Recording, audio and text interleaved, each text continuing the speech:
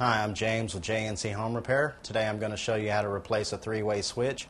First thing you want to know about a three-way switch is the basic principle behind a three-way switch is it's actually two switches controlling the same thing.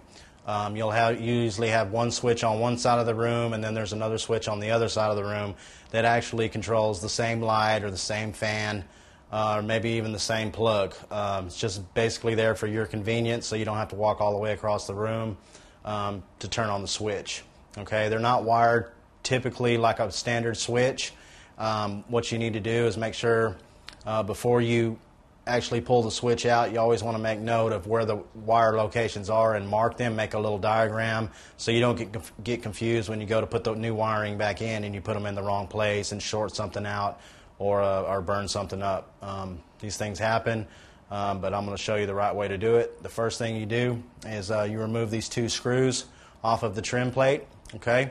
After you remove the trim plate, make sure that there's no power onto this switch. Whatever this light switch controls, make sure if it controls a light or a fan, just go out, turn your breaker box off, and cut power to that circuit. You can cut power to the whole house if you want to, but if you isolate it, you don't have to shut everything off. You can just shut off that particular circuit. Once you've got the power cut off to that switch, you go ahead and remove the two screws on the cover plate, and then once that's off, there's going to be two more screws on the switch. Okay, you're going to need a flathead screwdriver to do both of these. They're both connected with a flathead screwdriver.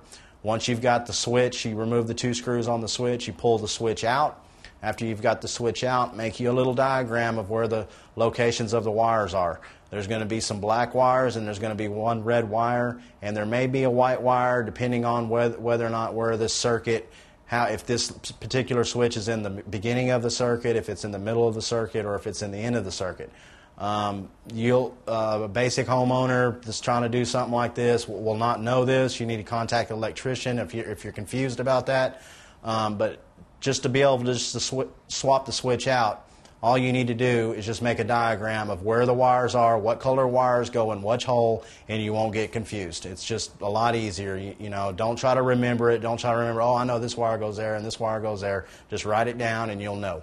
Okay? Once you've got the switch out, remove the switch. You pull the switch out from the box in the wall, and there's going to be one wire that's connected to it by a screw.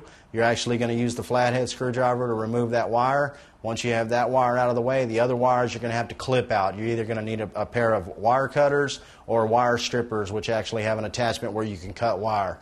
Go ahead and clip those wires, and then you'll be left with your switch. Okay, once you have your switch, you're going to go ahead and put your new switch in. What you're going to need to do is you're going to need to strip those wires that you just clipped, because there's not going to be any exposed copper on them, and you're not going to be able to connect them that way. So you're going to use your wire strippers. Go ahead and strip your wires back. You don't want to strip them back too far, maybe a ½ an inch, 3/4 of an inch. You can even look on the back of the switch, and there's a little gauge there that'll actually show you how much to do it. But it's no more than a ½ an inch, 3/4 of an inch. That's all you want. You don't want a bunch of exposed copper in there where other wires can touch it and arc out and short out. Okay. Once you've got your little diagram, you take your wires, you connect your wires back to your switch. Once you've got your wires connected back to your switch, you fold your wires up back in a manner that they fit neatly into the box. You don't want to just try to cram them in the box. You want to actually fold them in and where you've got enough room to work. Okay. Once you've got the wires folded back in, you push the switch back into place. These things are kind of fragile. You don't want to try to force it in there, or you're just going to crack it or break it. Okay. So what you need to do is just work it in there, get your wires back in there with some room to play, get your switch back in place, connect the two screws. There's going to be one on the top, one on the bottom. Once you've got the two screws attached, make sure that your plug is actually centered. The heads of the screws should be right in the middle of the hole on the switch. You don't want it cockeyed on one way or cockeyed on the other way, because when you go back in to put your trim plate on, the trim plate actually mounts to the switch. So if the switch is crooked, then the plate's going to be crooked. There's just no way around it. So make sure you get your switch nice and straight, and then when you put your plate back on, the plate will be nice and straight.